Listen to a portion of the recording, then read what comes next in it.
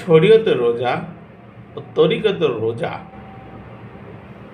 এই দুটি আপনার কথার যে প্রকৃত মূল তত্ত্ব সেগুলি নিয়ে আমি সামনে কয়েকটি পর্ব উল্লেখ করব। তো আজকে এই শরীয়তের রোজা ও তরিকতের রোজার প্রথম পর্ব।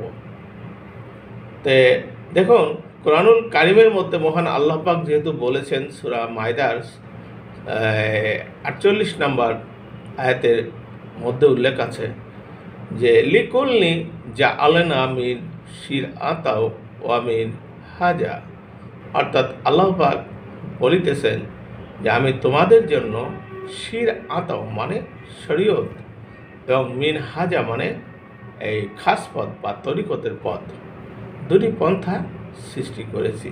তাহলে একটি শরীয়ত, অপরটি হচ্ছে তরিকত। এই দুটি পথ আল্লাহ পাক সৃষ্টি করেছেন আমাদের জন্য।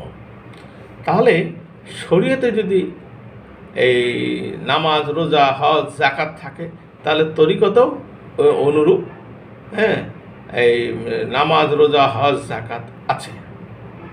তাহলে শরীয়তের রোজা কি? শরীয়তের রোজা হলো ঈমান সহকারে ইবাদতের নিয়তে শবে সাদিক থেকে সূর্য অস্ত যাওয়া পর্যন্ত এই সময় সকল কিছু পানাহার ও মনের যে প্রবৃত্তি আছে তার কামনা বাসনা থেকে নিজেকে বিরত রাখা, এ হচ্ছে শরীয়তের দৃষ্টিতে শরীয়তের রোজা। অপরদিকে তরিকতের রোজা হলো ঈমানদার ব্যক্তি প্রকাশ্যে অপ্রকাশ্যে, দিনে ও রাতে, সর্ব অবস্থায়, সবসময়, ওর কোনো নির্দিষ্ট সময় নাই, সর্ব অবস্থায় যাবতীয় হারাম ও নিষিদ্ধ কর্ম থেকে বিরত থাকা, অহংকার, ধোঁকা, পরনিন্দা সহ সকল প্রকার অসৎ কর্ম ও কু স্বভাব থেকে বিরত থাকা এবং কোনো প্রকার পাপ কর্মে নিবিষ্ট না হওয়া।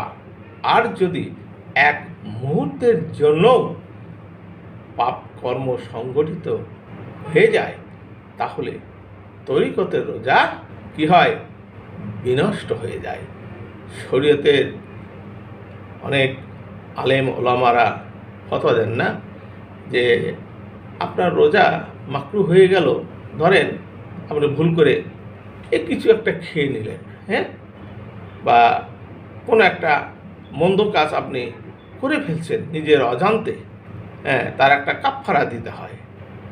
তাহলে কি হয়? শরীয়তের দৃষ্টিতে ওই রোজা তার আদায় হয়ে যায়। কিন্তু তরিকত বলছে ভিন্ন কথা, যে তুমি সদাই এবং সর্বদা, অর্থাৎ 24 ঘন্টা ব্যাপী তোমাকে সকল কিছু থেকে দূরে থাকতে হবে।